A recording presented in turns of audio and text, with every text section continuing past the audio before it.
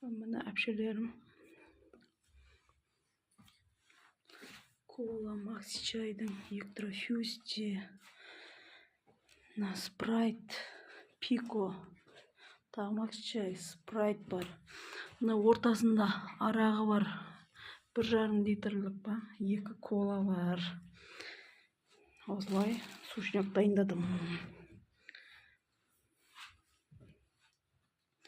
Енді мынау фрукты.